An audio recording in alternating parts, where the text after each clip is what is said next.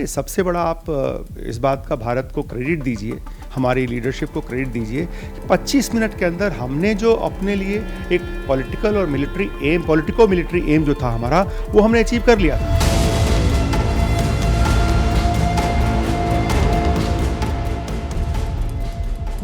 अब अगर दोबारा वो हिमाकत ऐसी करता है और हम उसका जवाब देने के लिए सक्षम हैं, तो विश्व देख लेगा कि हमारी क्या ताकत है। सर 65, 71 और 99, उसके बाद 2016, 2019 और अब 2025, अब पाकिस्तान का अंतिम इलाज क्या है? हमारे पास इतनी ताकत हो, इतनी क्षमता हो कि हम उसको जो है एक्सटर्नल सिक्योरिटी जिसको बोलते हैं, यानी कि खुश करके जो मारने वाली कार्रवाई है, उसको हम बखूबी कर सकें। पहलगाम हमले के बाद सर देश में एक माहौल बना था कि अब अभी सही समय है पीओके लेने का।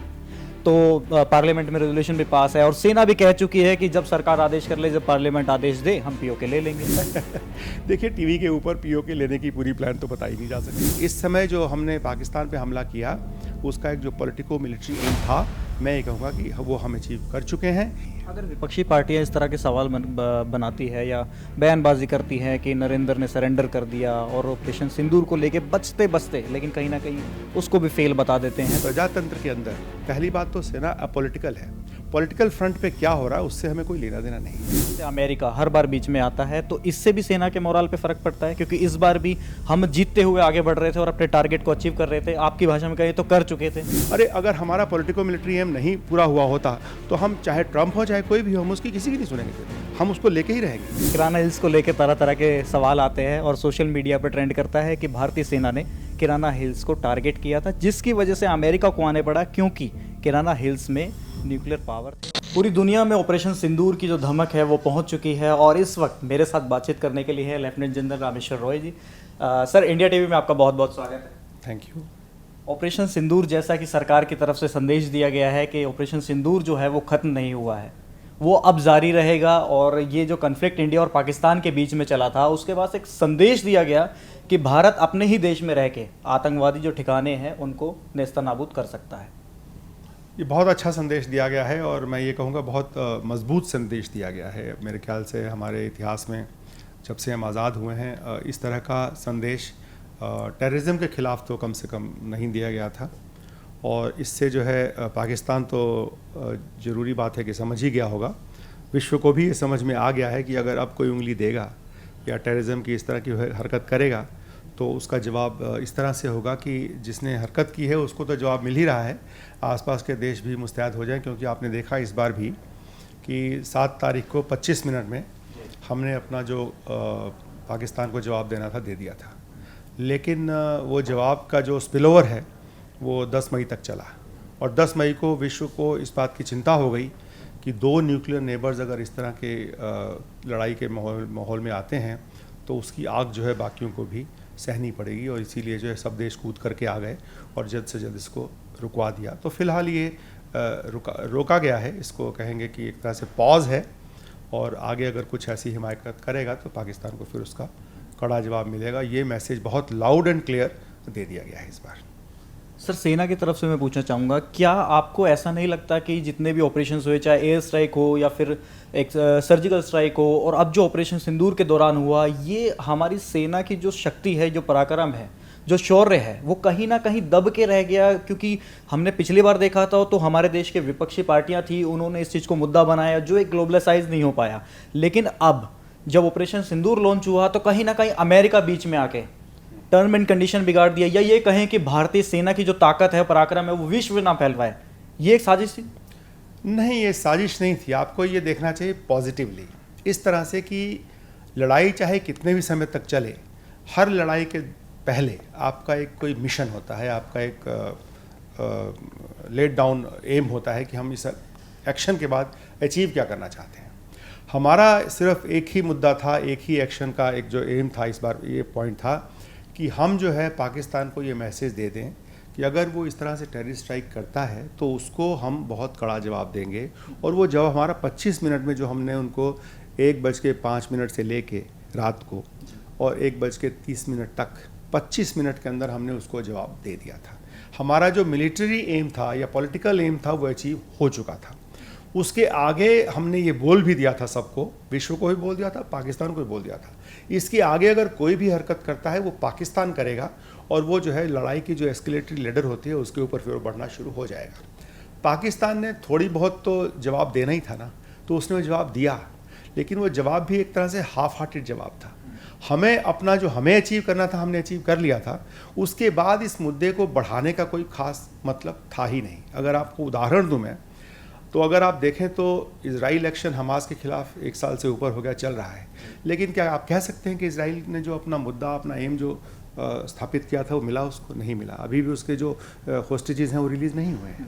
अगर हम देखें रशिया यूक्रेन को देखें, 3रा साल चल रहा है उनकी लड़ाई का, लेकिन तब भी जो रशिया एम लेके चला था वो अब तक अचीव नहीं कर पाया है। अरे सबसे बड़ा आप इस बात का भारत को क्रेडिट दीजिए, हमारी लीडरशिप को क्रेडिट दीजिए कि 25 मिनट के अंदर हमने जो अपने लिए एक पॉलिटिकल और military aim, politico military aim जो था हमारा, वो हमने अचीव कर लिया था। उसके बाद इस बात को लंबा खींचने का कोई मतलब ही नहीं बनता था। हाँ, अब अगर दोबारा वो हिमाकत ऐसी करता है और हम उसका जवाब देने के लिए सक्षम हैं, तो विश्व देख लेगा कि हमारी क्या ताकत है। और मैं एक बात और कहूँगा इसमें, ये एक पहला मौका था या पहला एक ओकेजन था जिसपे कि बहुत बड़ा उदाहरण है ये नो कॉन्टैक्ट वॉरफेयर का। अगर आप देखें तो दोनों सेनाएं आपस में भिड़ी नहीं, दोनों सेनाओं ने एक दूसरे का बॉर्डर भी नहीं क्रॉस किया, दोनों सेनाओं ने एक दूसरे के देश की सॉवरेनिटी का भी ख्याल रखा।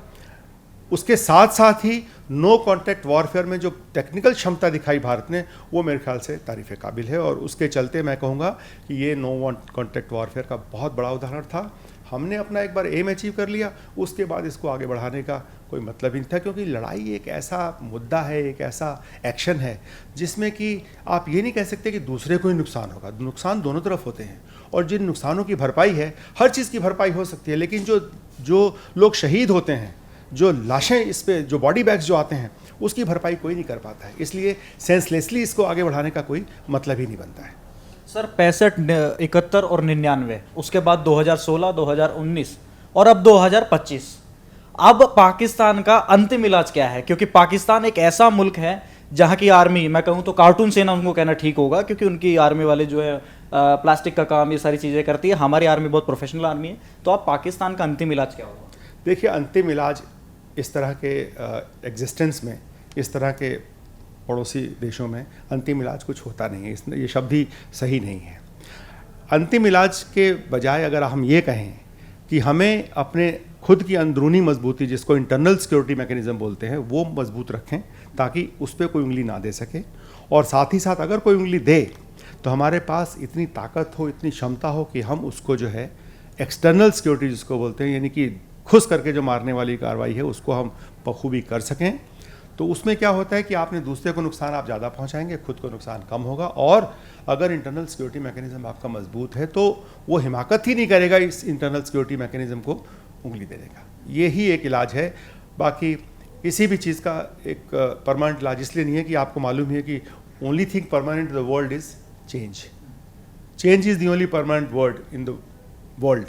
तो इसलिए परमानेंट इलाज किसी चीज़ का नहीं। पहलगाम हमले के बाद सर देश में एक माहौल बना था कि अब अभी सही समय है पीओके लेने का।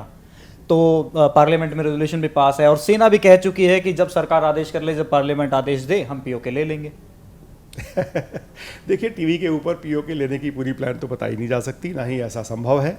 लेकिन पीओके को लेना एक, इसको मिलिट्री कैंपेन बोलते हैं। एकदम से ये ऐसा कुछ नहीं है जो कि आपने गए और उस फल को तोड़ लिया आपने, क्योंकि पाकिस्तान ऑक्युपाइड कश्मीर जो है वो एक बहुत बड़ा मुद्दा है जो आज़ादी के समय से ही चला हुआ है। तो इसको ये कह देना कि ये मौका था और हम उसको ऐसा कर देते, मुझे समझ में आता है कि शायद नहीं। हर चीज़ का एक जो एम होता है, इस समय जो हमने पाकिस्तान पे हमला किया उसका एक जो पॉलिटिको मिलिट्री एम था, मैं ये कहूँगा कि वो हम अचीव कर चुके हैं। इसलिए हमने इस बात को अब यहीं पे ख़त्म करना चाहिए, ना कि इसको बढ़ा करके इसके साथ कंबाइन करके हम बोलें कि अब पीओके को भी ले लेना चाहिए। ऐसी कोई सूझबूझ मेरी समझ में तो नहीं है। अगर विपक्षी पार्टियां इस तरह के सवाल बनाती है या बयानबाजी करती है कि नरेंद्र ने सरेंडर कर दिया और ऑपरेशन सिंदूर को लेके बचते बचते लेकिन कहीं ना कहीं उसको भी फेल बता देते हैं, तो कहीं ना कहीं सेना का जो मोरल है वो डाउन होता है? शायद नहीं, इसलिए कि प्रजातंत्र के अंदर पहली बात तो सेना अपॉलिटिकल है। पॉलिटिकल फ्रंट पे क्या हो रहा है उससे हमें कोई लेना देना नहीं है। हमें अपनी क्षमता पे, हमें अपनी कार्रवाई पे, उसी पे भरोसा रख के हम आगे बढ़ते रहते हैं। आज कोई भी गवर्नमेंट है, कल को बदलती है, कुछ होता है, हमारा जो लॉयल्टी है, हमारी जो सूझबूझ है, वो देश के कॉन्स्टिट्यूशन को बचाने की है, देश की सॉवरेनिटी को बचाने की है, किसी प्रकार की भी अव्यवस्था ना हो उसको बनाने की है। हमारा इस बात से कोई लेना नहीं है कि प्रजातंत्र के अंदर पॉलिटिकल पार्टीज़ या पॉलिटिकल लीडर्स एक दूसरे पे क्या कर रहे हैं, क्या कह रहे हैं, उससे हमें कोई लेना नहीं, ना ही उससे हमारे मोराल पे बिल्कुल भी कोई असर पड़ता है, बिल्कुल भी नहीं। मैंने अपने पूरे सर्विस में, जो कि 4 दशकों से अधिक थी, मैंने देखा कि ऐसा बहुत सारे ऐसे मौके आए, लेकिन ऐसा कुछ हुआ नहीं। तो हम पे कोई फ़र्क नहीं पड़ता, क्योंकि हम प्रजातंत्र देश के सेना हैं, आर्म फोर्सेस हैं, जिनका काम सिर्फ कॉन्स्टिट्यूशन को लॉयल्टी है और किसी के साथ हमारी लॉयल्टी का मतलब ही नहीं। बात तो विपक्षियों की होगी, लेकिन बात अगर दूसरे देशों की करें तो जितने भी युद्ध हुए हैं, हमेशा दूसरी देशों की जो शक्तियां हैं, जैसे अमेरिका हर बार बीच में आता है, तो इससे भी सेना के मोराल पे फ़र्क पड़ता है, क्योंकि इस बार भी हम जीतते हुए आगे बढ़ रहे थे और अपने टारगेट को अचीव कर रहे थे। आपकी भाषा में कहें तो कर चुके थे, लेकिन और भी करना बाकी है। जैसा सेना कह रही है कि हम समय समय पर ये ऑपरेशन करते रहेंगे, तो क्या दूसरे देशों का इंटरफेयर कहीं ना कहीं मोरल डाउन करता है? फिर कहूँगा नहीं, क्योंकि दूसरे देशों का इंटरफेरेंस या इन सब चीज़ों का बीच में आके उनका कूद के आना एक्सेप्टेड नॉर्म है, जो इंटरनेशनल रिलेशंस में होता है। अगर हमें लगता कि हमारा एम अचीव नहीं हुआ है, तो हम किसी की नहीं सुनते और हम चलते जाते। उदाहरण देना पड़े तो 71 में देख लीजिए आप, 71 की लड़ाई में, जिसमें कि पाकिस्तान के हमने 93,000 प्रिजनर्स पकड़े थे, और सेकेंड वर्ल्ड वॉर के बाद कोई ऐसा मौका नहीं है जहां आप कह सकते हैं कि किसी देश ने भी किसी दूसरे देश के 93,000 सोल्जर्स को सरेंडर में नीचे उनके हथियार गिराए हों। उस समय भी अमेरिका का 7th फ्लीट जो है वो बे ऑफ बंगाल के लिए बढ़ चुका था, डिप्लॉय होने के लिए, क्योंकि निक्सन ने कहा था कि इस लड़ाई को हम पाकिस्तान के साथ रहेंगे। लेकिन क्योंकि उस टाइम हमारा मुद्दा क्या था, पॉलिटिको मिलिट्री एम था कि हमने पाकिस्तान के उस हिस्से को तोड़ करके अलग करना है और बांग्लादेश एक देश बनाना है। जब तक वो नहीं हमारा अचीव हुआ, हमारा एम जब तक नहीं मिला, हम आगे बढ़ते रहे और हमने इस बात की परवाह नहीं की कि अमेरिका का 7th फ्लीट कहाँ आ रहा है, कब आ रहा है, क्या कर रहा है। तो इन सब चीज़ों की इंटरफेरेंस पब्लिक परसेप्शन में ऐसा लगता है कि रुकवा दिया। अरे अगर हमारा पॉलिटिको मिलिट्री एम नहीं पूरा हुआ होता तो हम, चाहे ट्रंप हो चाहे कोई भी हो, हम उसकी किसी की नहीं सुनेंगे, फिर हम उसको लेके ही रहेंगे। तो इसलिए पब्लिक परसेप्शन को इस तरह से बना करके पेश करना, ये प्रजातंत्र में होता रहता है। प्रोफेशनल आर्मी के लिए एक प्रोफेशनल आउटलुक जो है हमारी, उसमें कोई भी फ़र्क नहीं पड़ता इस बात के लिए, और ये सब चीज़ें जो हैं ये पॉलिटिकल इंटरनेशनल एनवायरनमेंट में चलता रहता है। आखिरी सवाल रहेगा सर, किराना हिल्स को लेके। किराना हिल्स को लेके तरह तरह के सवाल आते हैं और सोशल मीडिया पर ट्रेंड करता है कि भारतीय सेना ने किराना हिल्स को टारगेट किया था, जिसकी वजह से अमेरिका को आने पड़ा, क्योंकि किराना हिल्स में न्यूक्लियर पावर थे और अमेरिका का जो अमेरिकी सैन्य का है तो सैन्य कार्रवाई वहाँ से भी होती है, और अमेरिका ने छुपा के रखे हुए। इसमें कितनी सच्चाई है? लड़ाई जब होती है तो इसको हम कहते हैं fog of war. Fog of war में इस तरह की इन्फॉर्मेशन, मिस इन्फॉर्मेशन होती रहती है, चलती रहती है। अगर कोई भी न्यूक्लियर फैसिलिटी इस तरह की बनाई गई है कि इस तरह की एक नॉर्मल बमबारी से, एक नॉर्मल मिसाइल और इस तरह की जो एक्शन हमने किया, बैलिस्टिक मिसाइल हो चाहे सुपरसोनिक मिसाइल हो, अगर उससे इतनी क्षति पहुंच जाती है तो मेरे ख्याल से जो शुरू में वो प्रोटेक्शन दी गई थी वहाँ पे न्यूक्लियर हथियारों के लिए, शायद वही गलत थी। मैं मानता हूँ शायद ऐसा होता नहीं है, क्योंकि न्यूक्लियर हथियार जो हैं बहुत ही एक सेंसिटिव बातें हैं। ये बहुत ही एक, इसको हम कहते हैं कि जो न्यूक्लियर वेपन्स हैं वो डेटरेंस के लिए बनाए गए हैं, वो लड़ाई के लिए नहीं बनाए गए हैं। अगर आप देखें तो सेकेंड वर्ल्ड वॉर 1945 में 2 न्यूक्लियर बॉम्ब गिराए गए थे, और वो भी कहाँ गिराए गए थे? हिरोशिमा नागासाकी पे, जापान में। असली आप देखें तो जर्मनी था रिस्पॉन्सिबल सेकेंड वर्ल्ड वॉर को शुरू करने के लिए। तो मेरे से अगर आप पूछेंगे तो मेरा पर्सनल व्यू है कि जर्मनी पे गिराने चाहिए थे, क्योंकि उन्होंने ये शुरू की थी सेकेंड वर्ल्ड वॉर। लेकिन वहाँ क्यों नहीं गिराए गए? वहाँ गिराए गए होते तो पूरा यूरोप बर्बाद हो गया होता, इसलिए उन्होंने जापान के ऊपर गिराया। जापान का कोई इतना बड़ा रोल नहीं था, ना ही जापान के जो एक्शन हुए सेकेंड वर्ल्ड वॉर में, उससे वेस्टर्न पावर्स को, एक्सिस जो ये एलाइड पावर्स थी, उनको इतना कोई नुकसान बहुत बड़ा पहुंचा होगा। क्योंकि जापान का कैंपेन एक तो लेट शुरू हुआ, 1942 में पर्ल हार्बर अटैक के बाद जापान का एक्शन शुरू हुआ था, और जापान के एक्शन में इन लोगों को कोई फर्क नहीं पड़ता। लेकिन बॉम्ब वहाँ इसलिए गिराया गया कि तरह से बॉम्ब का ट्रायल हो गया, क्योंकि नए नए हथियार बने थे ये। उनका ट्रायल उन्होंने कहाँ किया? जापान में किया। कहाँ किया? हिरोशिमा नागासाकी आइलैंड्स पे, क्योंकि यूरोप को बचा के रखना था। तो ये जो न्यूक्लियर हथियार के बारे में जो इतनी अटकलें लगाई जाती हैं, बहुत, मैं कहूँगा कि बड़े हल्के तौर पे जो बात की जाती है, एज ए प्रोफेशनल सोल्जर जो कि ज़िंदगी में मारामारी को देखता आया है 4 दशकों से, मैं ये कहूँगा कि ये अफवाह के अलावा और मैं इसको ज़्यादा कुछ क्रेडिट नहीं दूँगा। प्रधानमंत्री मोदी बार बार कह रहे हैं कि हम बुद्ध की धरती हैं, युद्ध की नहीं। लेकिन सर हमारी संस्कृति में कहा गया है अगर शांति लानी है तो युद्ध भी जरूरी है। सर इंडिया टीवी में बात करने के लिए आपका बहुत बहुत धन्यवाद। Thank you so much.